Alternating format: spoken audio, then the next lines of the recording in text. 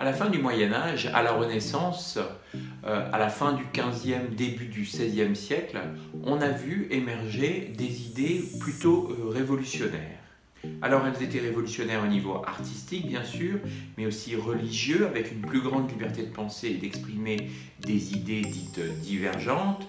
Et de ce fait, elles étaient aussi révolutionnaires au niveau scientifique, comme on va le voir dans cette vidéo, ce qui entraîna certains, tels que Robert Fludd en Angleterre, à formuler de nouvelles idées fort intéressantes sur le fonctionnement de notre mémoire.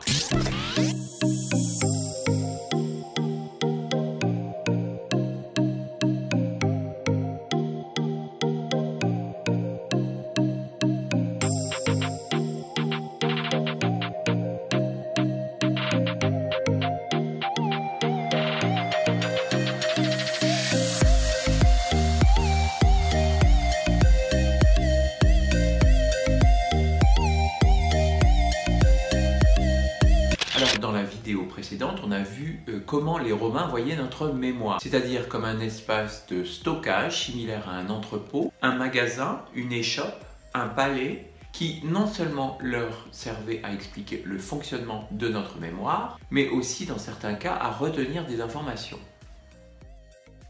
On avait vu, notamment avec de grands orateurs comme Cicéron, comment les Romains retenaient des notes mentales de leurs discours en s'imaginant naviguer dans un tel espace. Par exemple, ils s'imaginaient entrer différentes pièces d'un palais dans lesquelles ils trouvaient des éléments clés du discours qu'ils voulaient se remémorer.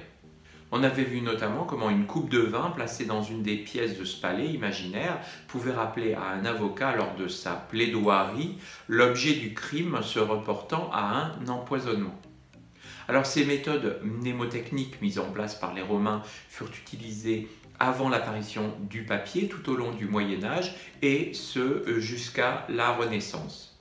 On les retrouve par exemple chez Robert Fludd, médecin et théosophe, un croisement entre un théologien et un philosophe, ayant vécu à la fin du XVe siècle, début du XVIe, en Angleterre. Pour Robert Fludd, le loci, le lieu utilisé pour mémoriser quelque chose, devait être un endroit familier, ce qui l'aidait à restituer les informations dont il devait se rappeler. Dans son cas, il n'imaginait pas être dans un palais, mais plutôt un théâtre, et pas n'importe quel théâtre, puisque celui-ci était le théâtre du Globe, où Shakespeare, à la même époque, produisait ses pièces de théâtre. Mais Fludd ne se limitait pas à ses traités sur la mnémotechnie.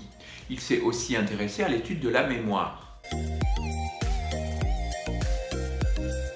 Il a bien sûr été très influencé par les théories présentes à son époque et qui remontaient à l'Antiquité. Avant Socrate, dont on a parlé dans la première vidéo, pour Diogène d'Apollonie, un autre philosophe grec, la mémoire était censée occuper une partie spécifique des voies aériennes du corps humain, nos poumons, puisque d'après Diogène, lorsqu'on cherche à se rappeler quelque chose, on pousse un soupir de soulagement lorsqu'enfin on y arrive. Un peu plus tard, du temps d'Aristote, le concept primordial en physique était donc le pneuma, c'est-à-dire le souffle.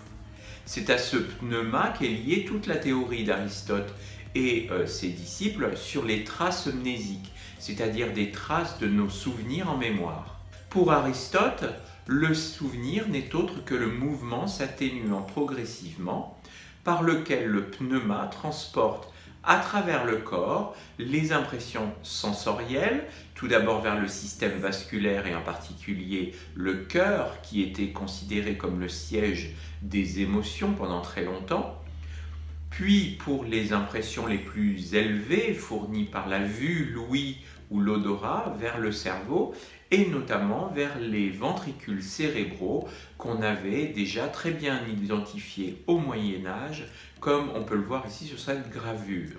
Le système ventriculaire est en effet un ensemble de cavités situées à l'intérieur du cerveau et participant à la sécrétion et à la circulation du liquide céphalo-rachidien dans lequel baigne notre cerveau.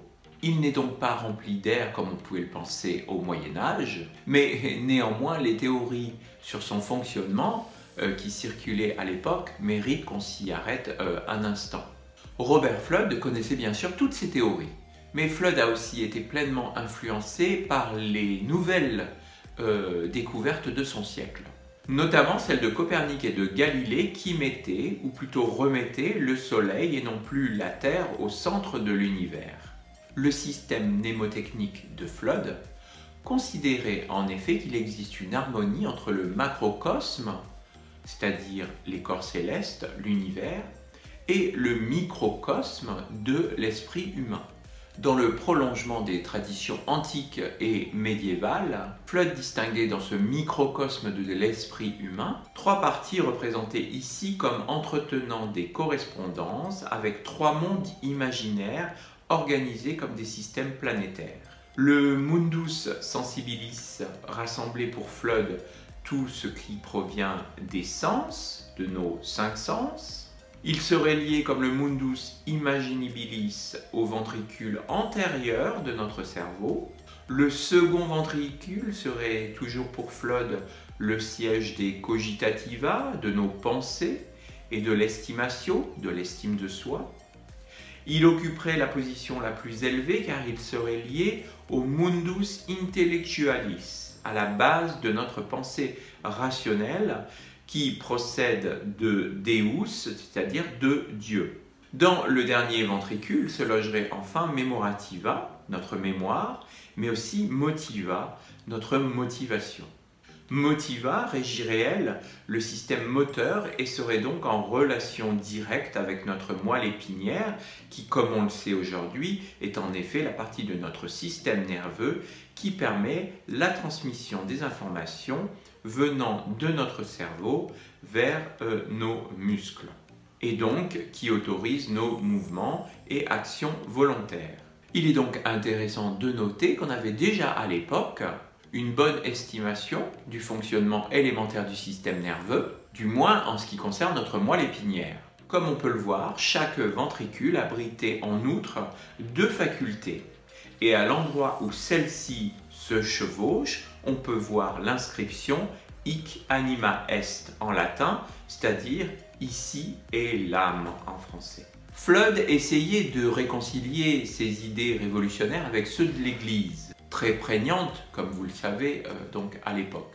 Et comme on va le voir dans la prochaine vidéo, ces idées ont eu le mérite d'influencer un autre grand philosophe, à peu près à la même époque, qui n'est autre que Robert Hooke.